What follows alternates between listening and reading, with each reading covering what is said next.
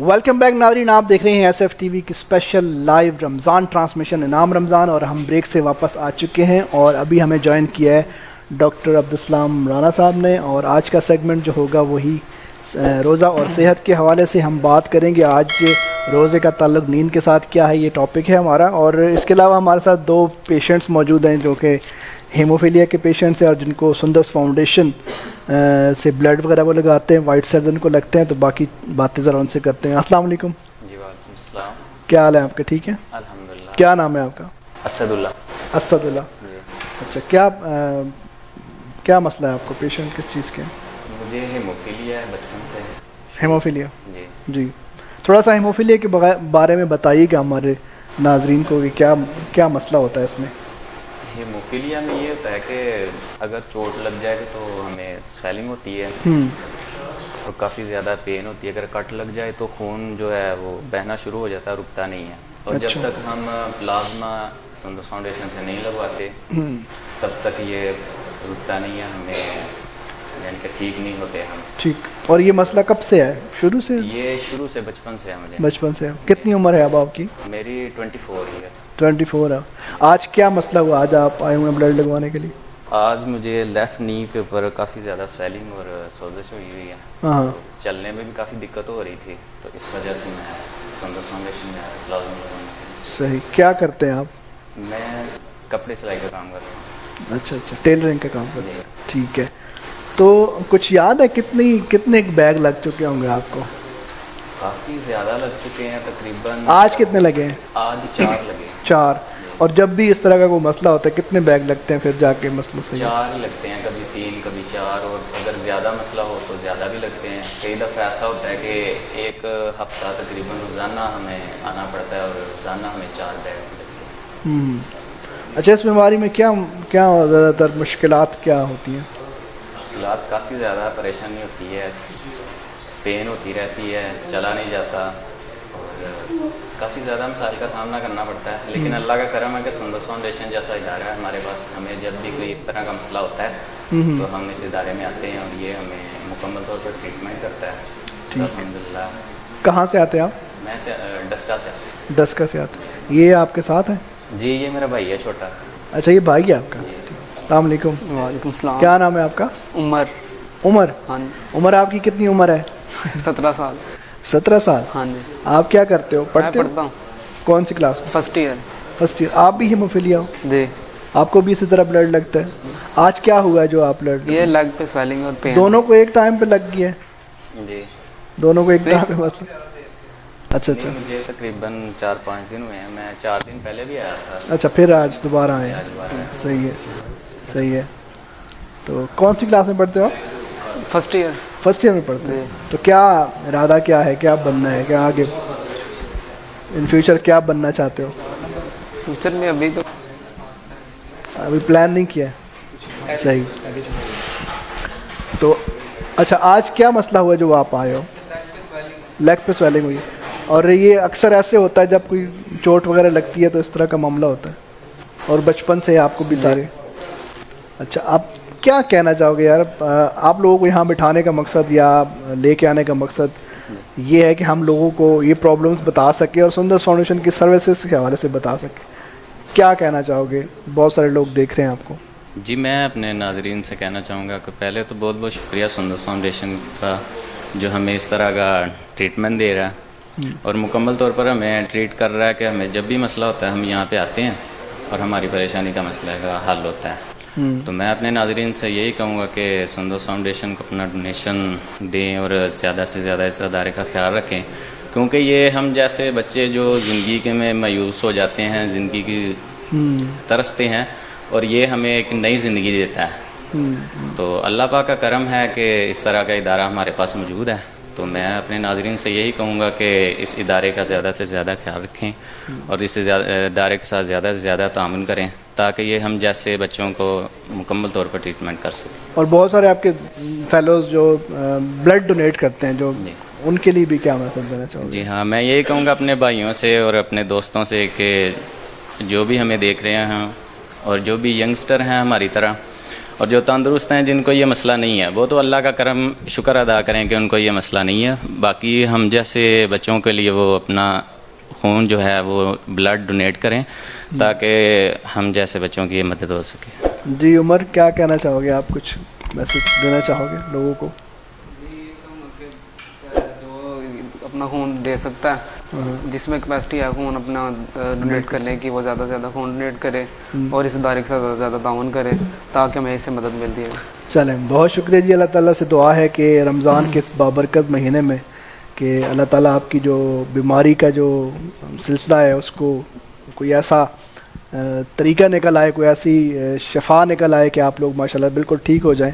جب تک جی ڈاکٹر صاحب جو ہے نا ان کو پلازما کے ساتھ ساتھ ہاں فزیو تھراپی بالکل میں بلکہ اور یہ اچھی بات ریگولر پیشنٹ ہے ہمارے. ہاں, اور اس طرح ڈاکٹر عبدالسلام صاحب جو ہمارے ساتھ موجود ہیں اور ان کے یہاں پہ رہنے کا مقصد بھی یہی ہے کہ جو ہیموفیلیا کے پیشنٹس ہیں, بلکہ آپ صحیح بتائیں آپ نے کبھی ضرورت پڑی ہے اس کی فزیو تھراپی کی؟ جی ہاں, میں کئی دفعہ آیا ہوں ڈاکٹر صاحب کے پاس اور انہوں نے بہت اچھا ٹریٹ کیا ہے مجھے, اور فزیو تھراپی بتاتے رہتے ہیں کس طرح کا کرنا ہے. جی تو اس سے کافی مدد ملتی ہے. میں تقریباً جب پہلے آیا تھا 4-5 دن پہلے تو تب تو مجھ سے چلا بھی نہیں تھا جا رہا, صحیح, لیکن ڈاکٹر صاحب نے ٹریٹ کیا اور الحمدللہ میں اپنے پیروں پہ چل کے یہاں تک آیا ہوں. اچھا ڈاکٹر صاحب آپ ذرا تھوڑا سا بتائیے گا کہ یہ جس طرح یہ بتا رہے ہیں کہ پہلے جو ان کو پلازما وغیرہ لگتا تھا اور اس سے کافی زیادہ بہتری بھی آئی ہے, تو آپ تھوڑا سا بتائیں ان پیشنٹس کے حوالے سے کتنی ضروری ہوتی ہے فزیو تھراپی؟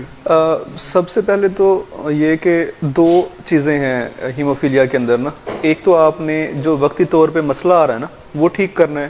دوسرا جو آپ کو ان فیوچر جو مسئلہ آئے گا اس کو بھی آپ نے ٹھیک کرنا ہے. صحیح.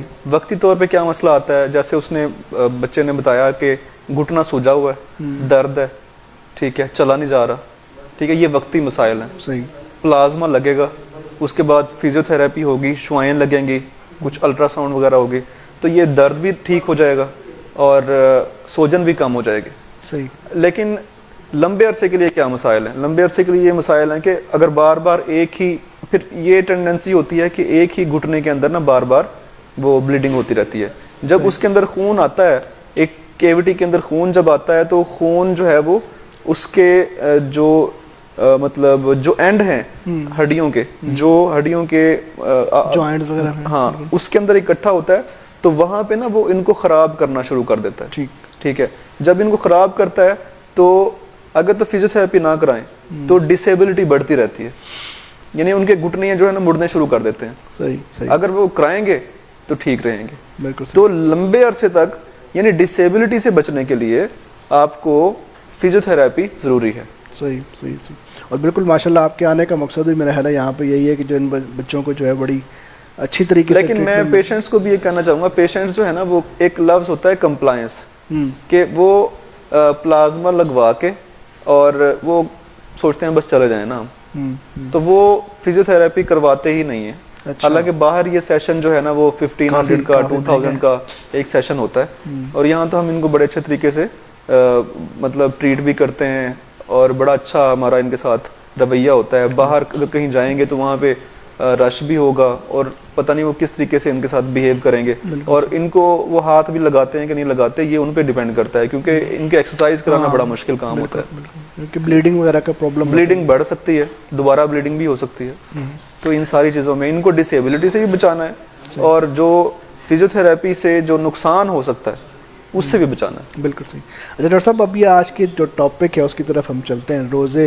روزے میں اکثر جو ہے وہ مجھے تو ہے, اگر میں اپنی بات کروں تو سحری کے بعد جو ہے جب نماز بڑی مشکل سے آ کے پڑھ کے تو پھر وہ جب سوئے تو پھر اٹھا نہیں جاتا, یعنی کہ اس طرح کی نیند آتی ہے. تو آپ ذرا بتائیے گا کہ روزے سے نیند کا کیا تعلق ہے اور کیا ایفیکٹس ہوتے ہیں؟ اچھا سر, سب سے پہلے تو آج میں آپ کی بات کا جواب دوں گا. جو آپ نے کہا نا روزے سحری کر کے آ کے ہم نماز پڑھ کے سو جاتے ہیں, تو سحری پڑھ کے سحری کھا کے اور نماز پڑھ کے آنا اور آ کے سونا تو بالکل ہے ہی نہیں. اچھا, آپ نے اشراق پڑھ کے سونا ہوتا ہے, ٹھیک ہے, شرعی طور پہ بھی اور میڈیکلی بھی آپ نے, کیونکہ کھانا وغیرہ اور پانی اتنا سارا آپ نے مطلب پانی پیا ہوتا ہے, کیونکہ ہمیں یہ آگے پورا دن نظر آ رہا ہوتا ہے نا کہ ہمیں پورا دن بھوکا پیاسا رہنا ہے, تو ہم ٹکا کے کھائیں. تو اتنا سارا کھانا کھانے کے بعد آپ سو جائیں تو وہ پھر آپ کو ایک تو آپ کمفرٹیبل نہیں رہتے, ٹھیک ہے, ایسیڈیٹی ہوتی رہتی ہے, ریگرجیٹیشن, ٹھیک ہے, جس کو آپ مطلب یہ جو نہیں, وہ نماز کے لیے جب ہم جاتے ہیں تو بڑا ذرا مسجد دور ہے, تو وہ واپسی آتے ہوئے تھوڑے سے واک شاک بھی ہو جاتی ہے, اس سے فرق پڑتا ہے؟ ظاہر ہے وہ تھوڑا سا بات کر کے فرق تو پڑتا ہے, لیکن آپ کو شرعی طور پہ منع ہے کہ آپ نے فجر کے بعد سونا نہیں ہے, اشراق پڑھ کے, ہاں اشراق پڑھ کے سونا. ٹھیک ہے, ٹھیک. تو دوسرا ہم بات کریں گے وہ پیشنٹس جن کو نیند کی بیماریاں ہیں, مطلب یعنی بے خوابی کی بیماری, ٹھیک ہے, اور نیند کے دوران ایک بیماری ہوتی ہے اس کو آپ کہتے ہیں ریسٹ لیس لیگ سنڈروم, یعنی ٹانگوں کے اندر بے چینی ہوتی ہے, ٹانگیں اٹھا اٹھا کے مارتے ہیں اور وہ مطلب بے چینی ہو رہی ہوتی ہے. صحیح ہے, صحیح ہے, ٹھیک ہے.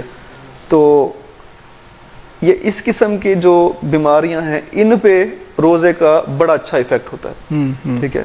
جرمنی کا ایک ریسرچ سینٹر ہے, وہاں پہ اس پہ ریسرچ ہوئی, تو اس کے نتیجے میں انہوں نے یہ رزلٹ نکالا کہ جب جو بندہ روزہ رکھتا ہے نا, اور 1 ہفتے کے روزے رکھنے کے بعد جسم کے اندر بڑی پازیٹیو چینجز آنا شروع ہو جاتی ہیں نیند کے حوالے سے. اچھا, کیا چینجز آتی ہیں؟ ایک تو جو نیند کی نا 2 ویریبل کہہ لیں, 2 چیزیں ہوتی ہیں, ایک تو اس کی کوانٹٹی, ایک اس کی کوالٹی.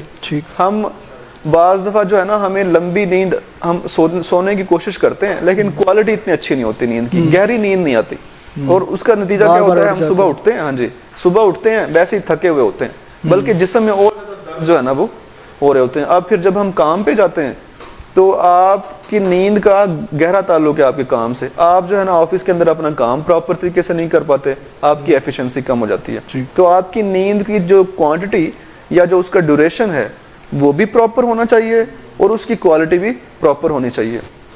تو جو میں جرمنی کی ریسرچ کا میں جو ذکر کر رہا ہوں, اس کا میں انہوں نے یہ رزلٹ نکالا کہ روزہ رکھنے کی وجہ سے جو ایک تو آپ کی نیند کی کوالٹی بہتر ہوتی ہے, یعنی آپ جتنی دیر بھی سوتے ہیں نا وہ اچھی طرح آپ سوتے ہیں.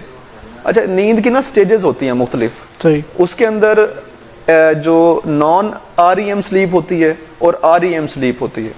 آر ای ایم کا مطلب ہے ریپڈ آئی موومنٹ, جو لاسٹ سٹیج ہے نا سلیپ کی, نیند کی, وہ ہوتی ہے ریپڈ آئی موومنٹ. اس میں کیا ہوتا ہے, ہماری جو مطلب آئی ہے نا وہ موو کرتی رہتی ہے اندر, ٹھیک ہے, آنکھیں بند ہوتی ہیں لیکن جو ہے نا وہ آئی بال مطلب موو کرتا ہے, ٹھیک, لیکن باقی سارا جسم جو ہے وہ آپ کہہ لیں کہ وہ بالکل اموویبل ہوتا ہے, وہ موو نہیں کر سکتا, ٹھیک ہے. اور یہ سٹیج ہوتی ہے, اس میں جو ہے نا بندے کو خواب آتے ہیں, اس سٹیج تک پہنچنا ضروری ہے, ٹھیک ہے.